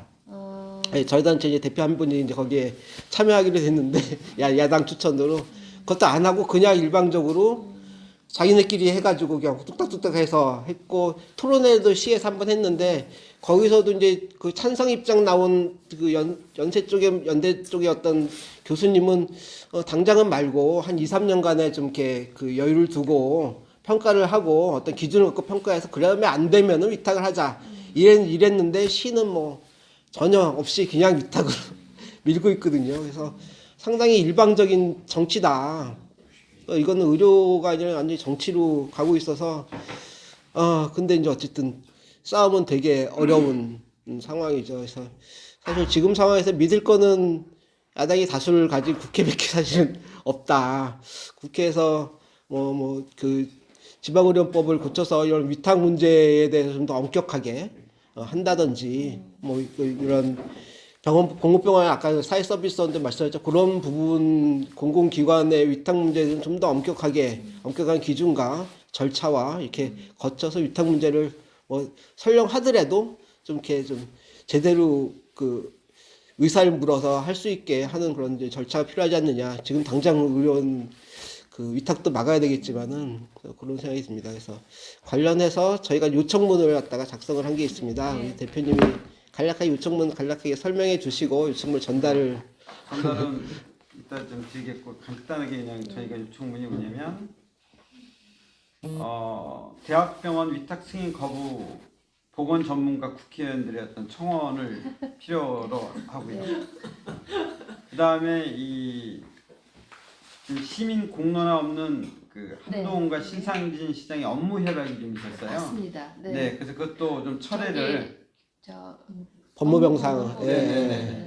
그래서 저도 이제 그것도 왜 그거는 어떤 배경에서 맥락에서 나온 겁니까? 이제 저희도 처음에 이제 이해가 없어서 그러니까 그분들도 교도소에 계신 뭐 정신 질환자들도 저는 약자니까 필요하다고 생각했는데 그런 문제가 아니더라고요. 그러니까 그분 뭐 2, 3명이 오려면 완전히 뭐 이 격리가 돼야 되고 병동 자체와 구분돼야 되는데 그 정도 지금 역량이 실제 안 되는데 정치적 계산으로 제가 보기에는 저도 그 기사를 봤는데요. 이게 무슨 맥락일까? 네, 저희는 그냥 한동훈 주석이다. 네네. 그러니까 이제 신상진 시장이 이제 뭐 관계를 가지려고 한 것 같습니다. 그래서 이제 협약을 맺고 나서 바로 일주일 있다가 신동아에서 월간 신동아에서 공공의료 보건의료 전문가 이 한동훈 이게 딱 기사가 한번 떴어요. 그리고 심층 취재 내용으로 해갖고 제가 볼 때는 이제 그런 여기가 이제 이재명이 뭐 건립한 성남시 의료원 공공의료 뭐 이런 거에 대한 하나의 좀 여론용으로 저희는 좀 했다라고 보이긴 하는데 지금 이제 쏙 들어가는 근데 시민들은 안 좋아하지 않나요? 안 좋아하죠. 잘 또 이해 모르고. 그 다음에 이제 공공병원 위탁 운영 금지를 법제화하는 것도 저희가 요청안으로 드리겠습니다. 자, 우리 위원님께 요청안을 전달해 드리겠습니다. 사진 부탁드리겠습니다. 봉투는 아직 봉투에 따른 거고요. 봉투는 그냥 재활용이에요.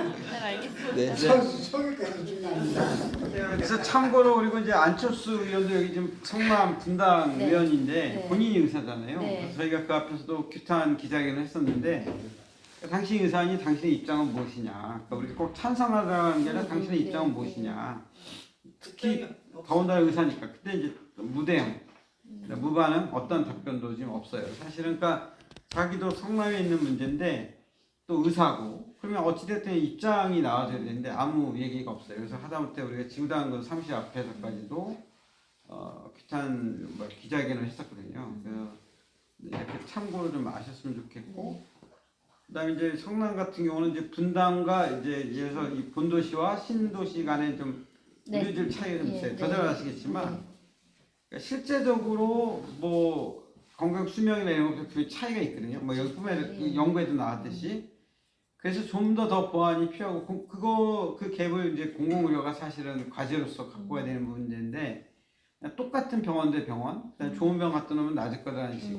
근데 이제 의료비는 분명히 부담도 있거든요. 그리고 저도 이제 참여연대 공동대표인데 우리 회원들도 얘기가 뭐냐면 이제 그런 있더라고요. 공공병원 일단은 보통 좀 싸야 되지 않냐 이런 생각도 솔직히 소비자 입장에 갖고 있는데 차이가 없다 보니까 조금 그런 거에 대한 이제 처음에 공공병원이면 일반 병원보다는 좀 의료실은 좋으면서 병원비가 좀 이런 생각을 사실 잘 모르니까 갖고 있죠. 근데 제가 그 영역까지는 잘 이제 몰라서 그런데 그런 거는 사실 시민들이 또 갖고 있는 부분도 있어요. 솔직히. 그래서 그것도 제가 보기엔 재정적으로 보완이 된다면 그러면 저는 굳이 그 큰 병원에 비싸면서 갈 수 있는 분들은 가는 거고 저는. 근데 공공병원 이용하려는 분들은 좀 더 국가의 보조가 좀 되면 저는 분명히 층이 분명히 있을 수 있다. 그리고 환자도 자연스럽게 자생을 할 수 있는 여건이 될 것이다. 근데 그게 없이 똑같은 공정 경쟁식으로 나버리면 저는 좀 계속적 재정 부담이 있기 때문에 그 재정 부담이 있으면 차라리 병원비를 좀 절감해주는 형태로 해서 하면 저는 그 재정의 어떤 독립성도 갖추지 않을까. 근데 그냥 놔두고 똑같은 이런 식으로 하면 저는 좀 실제적으로 그런 생각을 좀 해봤어요. 네. 지금 저희가 공공의료법을 하게 되면은 꼭 해야 된다고 생각하는 게 진료 수익에 따라서 병원 평가하는 거예요. 그게 있는 한 그죠.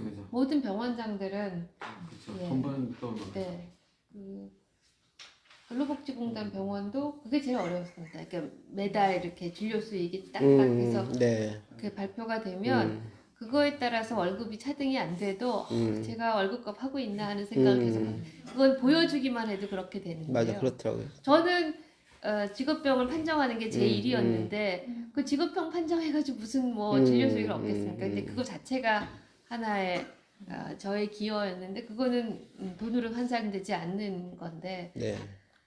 그 성남시 의료원에 이제 치과 만들 때 저도 이제 개입을 해서 이제 지역 주민의 요구가 이제 장애인 진료를 볼 수 있게 해달라. 그래서 바로 마취해서 뭐 치과에서 바로 마취해가지고 이제 진료를 볼 수 있게 잘 만들었어요. 그래서 아주대병원에 계셨던 이제 선생님이 오셔서 거기서 이제 그 외국에서도 공부하셨던 분인데 그래서 그걸 잘 하고 있는데 그거를 하면 할수록 돈이 안 되죠. 적자거든요. 근데 거기에 이제 연간 얼마를 갖다가 쓰도록 이제 의료원에서 예산 책정해서 하는데 그러면 다른 환자를 못 보잖아요. 그 활동을 다른 환자 못 보는데 자기는 신념을 갖고 와서 이제 연세 드신 분이 신념을 갖고 와서 하는데 그런 것들이 날라오면 되게 이제 속상하다, 기분 나쁘다 이런 짓을 위축이 되죠.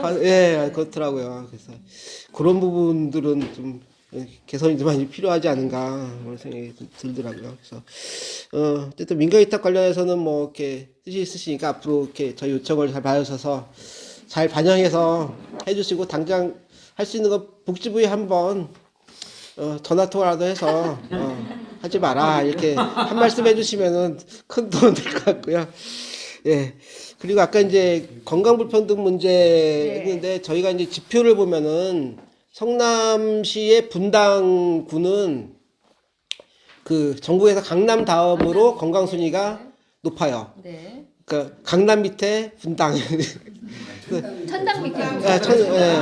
그러니까 건강 순위가 강남의 강남서초 다음에 분당구라서 최고 이제 건강 순위 높은 순인데 여기 수정구 중원구는 경기도 내에서 최하위권이에요. 밑에서 두 번 경기도. 전국은 아니고 경기도 분석한 거 경기도 내에서 끝에서 두세 번째 여러 가지 뭐 이렇게 다 종합적으로 다 이제 그런 게 상황이라서 그게 그런 이제 건강 불평등 문제가 상당히 크다는 게 상당히 그 성남시 의료원을 만든 그 이유거든요. 그래서 이것을 해결하기 위해서 공공병원이 그런 역할도 해야 되는데 그건 병원에서만 하셔는 안 되잖아요. 그렇죠. 지역에마다 나가고 저희가 이제 시민위원회도 하고 하면서 시민들이 요청한 게 지역에 뭐 이렇게 문화센터도 있고 복지관도 있고 뭐 이런 이제 취약계층 모여 사는 그런 데 가서 강의도 좀 하고 방문 진료도 좀 하고 그런 거 했으면 좋겠다. 근데 이제 그런 얘기가 막 나왔을 때 코로나였어요.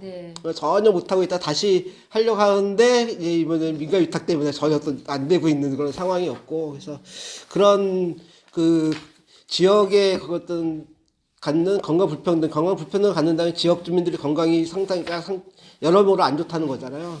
그걸 하기 위한 노력을 갖다가 이제 해야 되는데 뭐 의료원 내 공공의료 사업실도 있고 뭐 연구소도 있고 한데 그런 것들을 좀 의료원들이 할 수 있게 그런 부분에 대해서는 그거는 당연히 그런 거 하면 적자잖아요. 돈이 들어올 건 없고 나가는 것만 있으니까.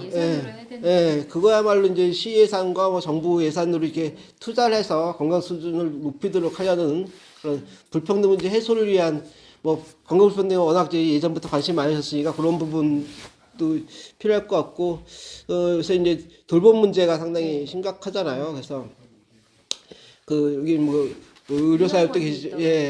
요양원은 성남시 게 아니고 개인 요양원이에요. 그래서 원래 성남시 의료원을 계획을 할 때 노인 의료센터 같은 그런 걸 두고 뭐 성남 요양 시설까지 해서 그런 이제 시스템을 갖다 만들자라는 게 이제 처음에 기획을 할 때는 그게 있었는데 그것이 전혀 안 되고 뭐 아까 1차 의료 말씀 1차 의료 준비가 성남시가 전혀 안 되고 있어요. 여러 곳에서 돌봄 이제 시범 사업 같은 걸 했잖아요. 그래서 그런 거에서 성남시는 이제 나름 뭐 조금씩 하고 노인 복지과에서 하고 있는 것 같은데 그런 것들이 안 되고 있는 상황에서 성남시가 1인 가구도 되게 수정구 중원구가 되게 높고요. 분당보다 더 높더라고요. 의사 진행. 네, 그래서 저희도 얘기할 수. 제 스케줄에 있는 거라서 돌봄 문제 이 끝입니다. 돌봄 문제와 건강 불평등 문제에 대해서 그 당 선생님이 이제 앞으로의 계획이나 생각이나 이게 있으면 요거 듣고 그 다음에 이제 질의응답 나갈 겁니다. 돌봄은 지금 당장 2월 29일 날 본회의 통과된 돌봄법이 있어서 돌봄지원법. 그래서 그것도 지금 시행령도 당장 만들어야 돼. 물론 시행령은 제 영역은 아니지만 그건 굉장히 중요한 그 디테일에 따라서 많이 달라지기 때문에 그 어떻게 할 것인가에 대한 그런 논의는 충분히 마련해야 된다고 생각을 하고요. 그리고 그게 시행이 2년 남았는데 그때까지 어떻게 설계되느냐에 대해서 관련 법도 굉장히 개선을 많이 해야 되는 걸로 저희는 알고 있어서 그 돌봄도 그냥 뭐 하면 좋다는 게 아니라 당장 굉장히 급한 일정을 갖고 있고 그 와중에는 지역 안에서는 그 기관, 그러니까 의료기관과 그다음에 1차 의료, 그다음에 사회 서비스를 하는 복지 서비스를 하는 이런 모든 기관들이 함께 이제 그 서비스를 이제 조화롭게 제공하는 거버넌스가 이루어져야 될 것 같아서 그거는 저희는 이제 당장 급한 문제라고 생각을 하고 있고요. 건강 불평등 문제는 이제 아까 말씀드린 지역 간 건강 불평등, 그다음에 계층 간 건강 불평등, 그리고 이제 항상 가보면 지역 안에서도 소지역 간, 지금 성남시 안에서도 이제 그렇지만 소지역 간 건강 불평등이 굉장히 심각한데 그럴 때에 누구에게 그 불평등을 해소할 그런 책임을 줄 것인가 하는 그런 문제도 저희가 이제 당장 급한 문제라고 생각을 하고 있습니다. 그런데 그야말로 그거는 뭐 정말 지역마다 사정이 다른 상황이고 계속 그건 저희의 과제로 생각을 하고 있습니다. 혹시 괜찮으시면 저희 방에 있는 분들도 궁금하신 게 있다면 중간중간에 같이 말씀 나눠도 되겠죠? 자, 공식적으로는 마지막은 이제 조국혁신당과 당선자의 어떤 공약에 대해서 네. 여기서 뭐 빠지거나 또 특별히 말씀하실 게 있으면 말씀하시고 그다음에 네. 질의응답 네. 갈 거거든요. 혹시 뭐 네. 말씀하실 것 중에 빠진 거 있으면 혹시 이거는 얘기를 하겠다. 저희 네. 그러니까 주치제도, 주치제도. 주치제도는 협약식도 맺었었고 그렇게 하고 있어서 근데 주치제도도 너무 다 각자 생각하는 게 지금 다르고 그리고 이제 의료계에서는 주치제도 그러면은 굉장히 이렇게 낙인 같은 게 있었는데 요즘은 저는 많이 해소가 된 거 아닌가. 네, 과거에 그렇죠. 한 과거에 비해서는 20년 전에 주치제도 얘기하면은 뭐 굉장히 금기어처럼 네, 됐었고. 빨갱이라고 했죠. 네. 근데 뭐 특히 어르신들이 인구가 많아지고 그다음에 돌봄 문제가 나오면 이제 주치의도 얘기해야 될 것 같다는 생각이 듭니다. 그리고 이제 의료 문제 안에서는 그런 생각을 하고 있고 이제 장애인 쪽 문제도 굉장히 중요한 문제인데 장애 돌봄 이런 영역도 그 지역 안에서 어떻게 그 서비스 제공 체계를 만들 것인가 하는 그런 문제들 생각하고 있고 이쪽 보건복지 영역은 하나하나가 다 큰 아젠다라서 근데 이제 그것이 제공되고 케어가 가는 건 결국 지역 안에서 하는 거이기 때문에 그 안에서 어떻게 할 것인가는 계속 저희도 고민을 하겠습니다. 근데 중앙에서 아무리 저거라도 지역에서요. 하지 않으면은 아무것도 안 되고 아니면 산으로 가거나 그러더라고요.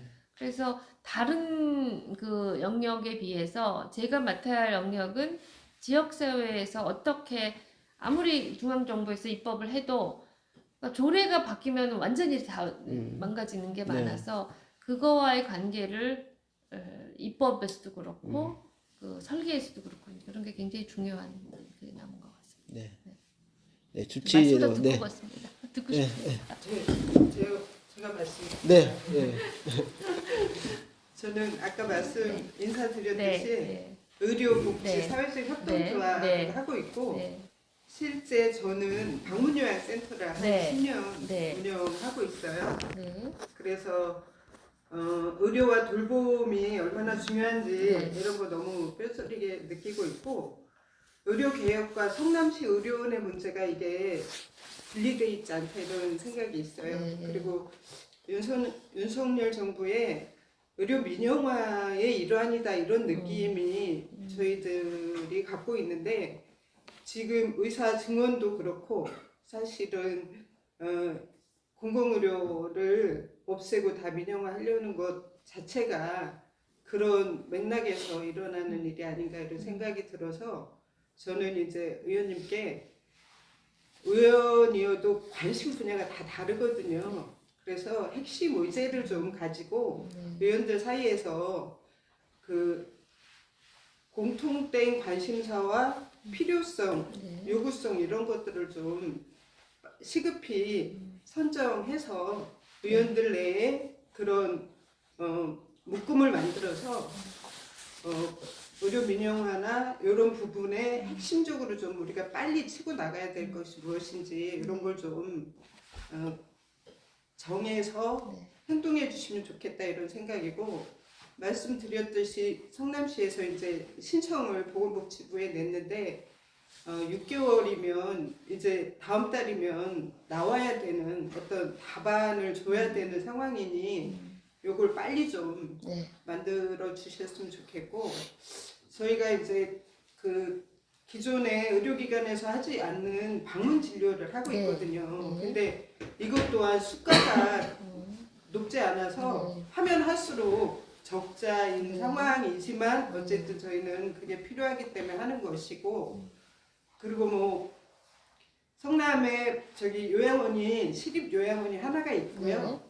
그걸 지금 위탁해서 중원구 보건소 옆에 시립 요양원이 100베드 정도가 하나 있고 시상지 시장에 공약으로 300병상의 요양원을 대장동에 짓겠다 여기까지 이제 공약은 나와 있는데 그거 가지고 턱없이 부족하다는 거죠.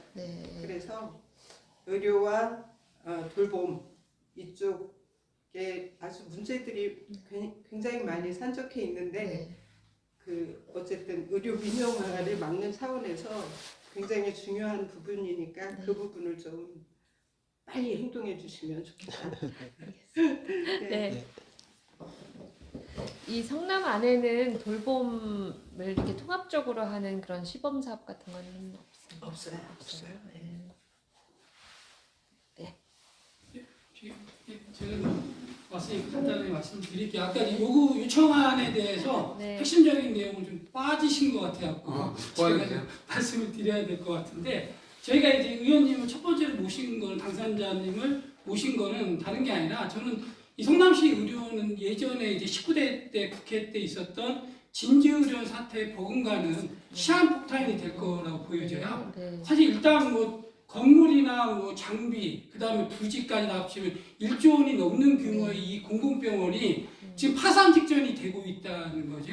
그럼 왜 이게 그럼 과연 회생이 가능한가라고 했을 때 사실 그 희망을 갖고 보는 사람은 제가 볼 때 거의 없는 것 같아요. 전문가들도 그렇고 저도 이제 23년을 저기 관여를 해갖고 일을 해왔는데 그런데 더 늦어지면 정말로 걷잡을 수 없을 거다.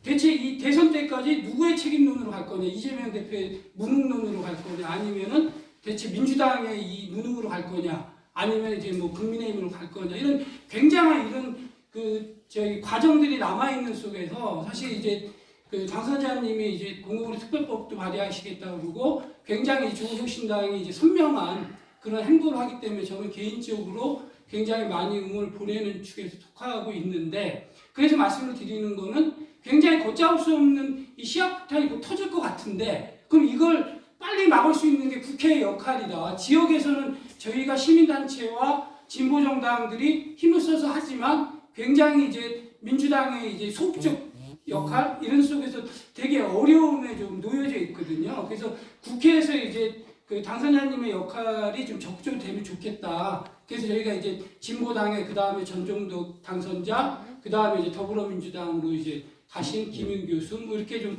불러서 이렇게 좀 하려고 하는 건데요.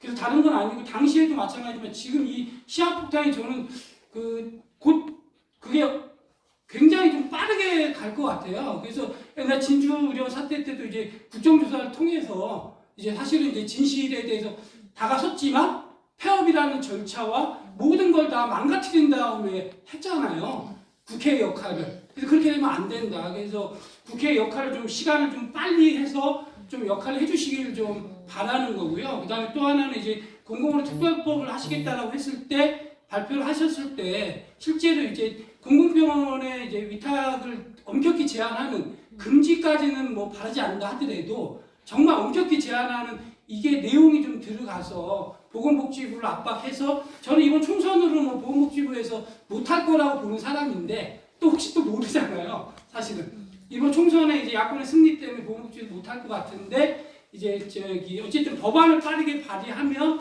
굉장히 좀 강한 좀 압박이 될 거라고 좀 보여져요. 그래서 좀 조국혁신당이 선명적인 이런 행보들을 많이 하시니까 이 공공의료에 대해서도 좀 그런 행보를 국회에서 해주시면 좀 좋을 것 같아요.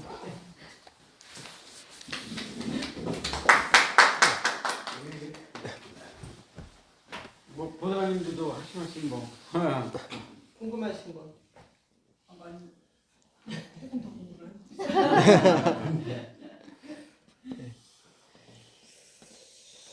우리 보좌관님도 선배 보좌관님이시니까 김태진 의원님 오랫동안 모셨던 같은데.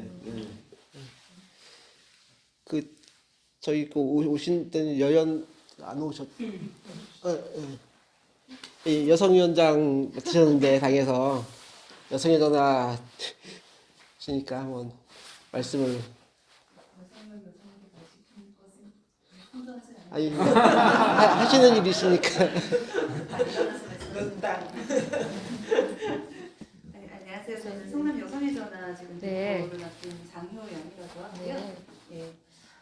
사실 저희가 그 여성의 전화 입장에서 이런 그 성남시 의료원 문제를 본격적인 의제로 다루고 있는 것은 저희는 조금 거리가 약간 있는 편이고 이런 공공의료 자체가 여성계에서 여성의 의지로 다뤄지고 있지는 않습니다. 네. 사실 지금 이제 의료 파업이 있기 전에 간호법이 문제가 간호법, 되었을 예. 그 당시에도 여성계가 뭔가 입장을 낼 법도 했는데 좀 물러났죠. 네. 예, 그랬던 이유가 저는 이런 의제들이 여성 의제로 보일 수 있는 좀 시민에 대한 설득이 좀 부족했다고 생각을 해요. 그래서 지금 성남시 의료원 같은 경우에도 사실 이제 정상화가 너무 시급하다 보니까 거기에 이제 어떤 이것이 이제 여성 의제와 어떻게 연결이 될 것인가를 생각하기에는 지금은 좀 시기상조이지만 하지만 이제 공공의료법을 만들 때에는 그 법이 지금 현재 존재하고 있는 다른 여성 의제들과 좀 결합이 되었으면 합니다. 그래서 이를테면은 폭력 피해 여성의 회복 프로그램 같은 것들을 현재는 민간 저희 같은 민간이죠. 예, 시민사회단체에서 이제 운영하고 있는 뭐 이런 상담소 같은 곳을 이용을 해서 국가에서 보조를 해서 이루어지고 있지만 그 프로그램의 전문성을 담보하는 것은 사실 너무 여러 단계를 거쳐서 이루어지고 있거든요. 그래서 이것이 이제 어차피 의료로 이루어져야 되는 내용이다 보니까 확실히 공공의료의 어떤 의제로서 가져가야 하지 않나 하는 생각을 하고 있고 또 사소하게는 좀 아픈 아이 돌봄 문제가 좀 필요하잖아요. 네, 이런 것을 어디에서는 뭐 지자체에서 하고 있고 어디에서는 뭐 주민센터에서 하고 있고 이렇게 하고 있는데 아픈 아이들끼리 모여서 어떤 어린이집 교사에 의해서 돌봄을 받는다고 하여서 그것이 아픈 아이 돌봄이 될 수는 없잖아요. 그래서 확실히 이것은 의료의 영역으로 좀 가져가줘야 하지 않나. 이런 부분들을 좀 아울러서 볼 수 있었으면 하고요. 아까 이제 신욱기 대표님께서도 말씀하셨지만 단순히 이제 시민에게 다가가는 의료나 이런 측면뿐만 아니라 연구 측면에서도 좀 제 역할을 할 수 있게 이게 이제 법안을 다듬으실 때 그 안에 어떤 좀 공공의료에서는 이러한 연구의 역할을 해야만 한다라는 내용을 좀 같이 넣어주셨으면 해요. 네, 그것이 이제 단순히 이제 민간에서 하고 있는 뭐 의료 연구가 부족하다 이런 것이 아니라 민간에서 하고 있는 의료 연구는 돈이 되는 방향으로 연구를 하기 때문에 좀 저희 입장에서 표현을 하자면 그 중장년 남성의 신체를 기준으로 이루어져 있어요. 건강한 신체를 기준으로. 맞아요. 그래서 여성의 신체, 아이의 신체, 노인의 신체를 또 장애의 신체를 기준으로 하는 다각도의 연구를 할 수 있는 이런 좀 소수자를 배려할 수 있는 이런 측면까지를 그 안에 담아서 이제 법안을 만들어 주셨으면 좋겠습니다. 왜 스타 되실 것 같아요. 다 그렇게 마지막 부분 진짜 전체 의료계 세계 의료계의 과제 아닙니까? 마지막에 그런 건강한 남성을 중심으로 뭐 약도 그렇고 다 그 중심이라서 약 용량 거기까지 생각을 못했네요. 소비자서 그냥 주는 대로 먹기만 했는데. 남성이니까 그냥 상관없는데 여기도 다르거든요. 그렇네요. 참 이제 항상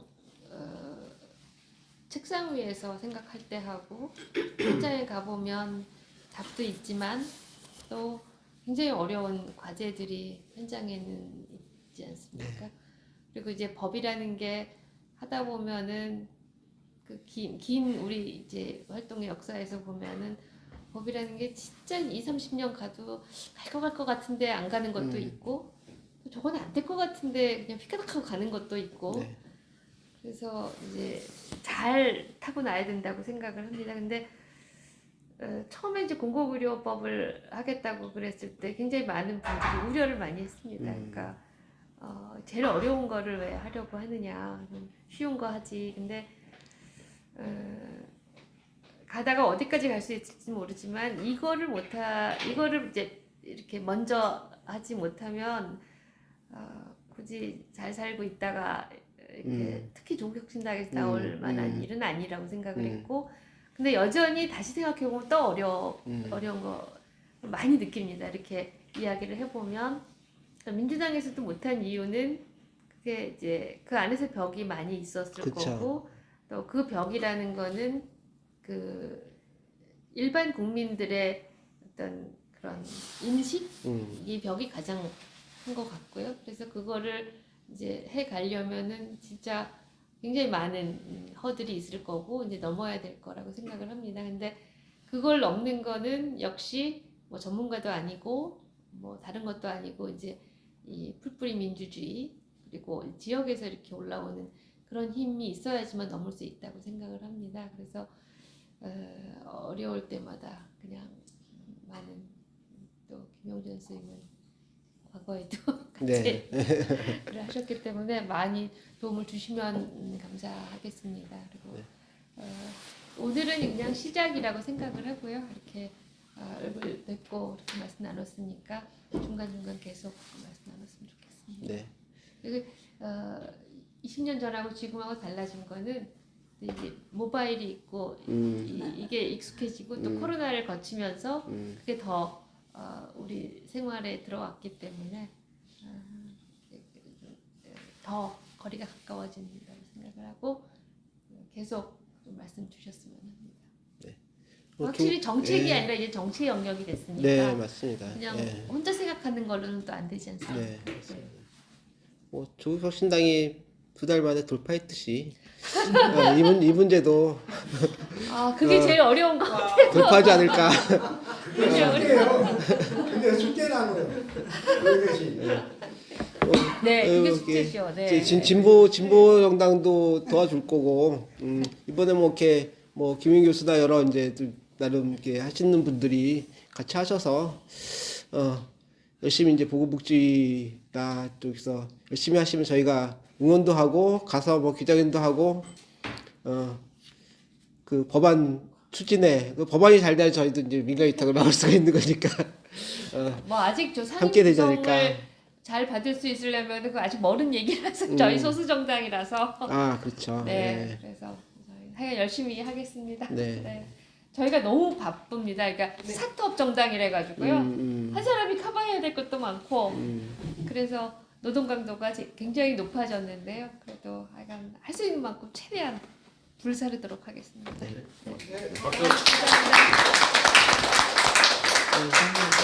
네. 뭐 이상 긴 시간 그리고 멀리 이제 성남시까지 성남시 의료원은 보셨죠? 바깥에 외관을 보셨죠? 언제 한번 들어가셔서 뭐 의료원 그 지금 현재 부원장, 그 의무부원장이 이제 원장 대행하고 있는데 이 성함이 어떻게 되세요? 안태영입니다. 안태영. 네. 안태영. 예. 그래서 만나고 이제 이렇게 시찰 겸 뭐 통치하러 왔다 해서 만나서 얘기 들으시는데 이제 의료원은 별 힘이 없어요. 시가 다 하고 있어서 어쨌든 이게 상당히 그 여기 입원하셨던 분의 평은 되게 좋아요. 시설이 되게 좋고 한적하고 직원에 비해서 환자 수가 적으니까 또 잘 봐주고 입원했던 분은 평이 좋은데 입원하려면 오랫동안 굴러서 그게 고정 환자가 쌓이고 해야 되잖아요. 그런 여지가 없었죠. 저희는 코로나도 있고 뭐 직원 뭐 교육도 문제 있었지만은 장소가 입지가 되게 좋잖아요. 동네 공공병원 중에 이렇게 가운데 있는 데도 없고 잘 졌고 시설도 되게 좋았는데 이런 병원이 실패하면은 전국에서 공공병원 다 실패한다. 그러니까요. 그게 굉장히 성남시 의료원에 아주 굉장히 중요한 그런 의미가 있어서 꼭 살려주세요. 좋은 공무원 하나만 딱 숙제도 한번 해봅시다. 그게 한국의 문제예요. 그러니까 공공 어린이집은 그게 몇 개가 딱 생기면서 전국의 엄마들한테 다 맞습니다. 병원도 요양병원도 여기다 딱 설치는 근데 전병은 훨씬 잘 될 것 같아 성남에. 그 시청년도 요양병원 아니에요. 있어야 되고. 네, 이상 그 오늘 대화 광고는 이제 뭐 이렇게 무료 강연은 나왔지만 대화가 좋았던 것 같아요. 저희가 이제 저희 말씀을 드리고 해서 대화를 했고 마지막에 기념 촬영 다 같이 기념 촬영하고 오늘 마무리하겠습니다. 고생하셨습니다. 저희 앞에 의자 좀 내서 앉으시고 뒤에 쓰시고 이렇게 해주시면 이렇게 세워야겠네요. 네, 저는 이걸 이렇게 아주 재밌게 읽었습니다. 다 읽으셨어요? 네, 2번 읽었어요. 근데 이게 언제 사생활을 다 노출을 해가지고 아. 이거를 읽으신 분은 저를 모든 걸 다 아셔가지고요. 제가 좀 개인적인 사생활. 야, 빨리 뭐 그건 전에 들은 것도 있어서.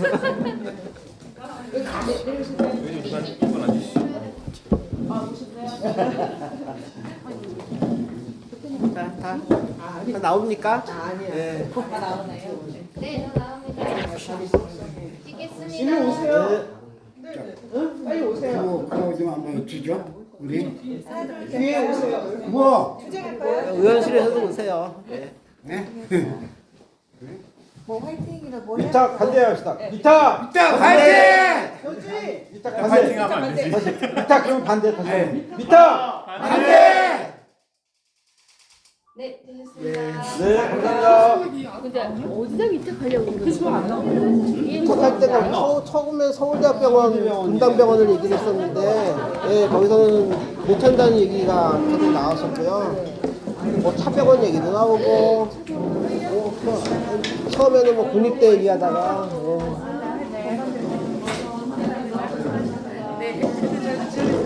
네. 저자 사인 받고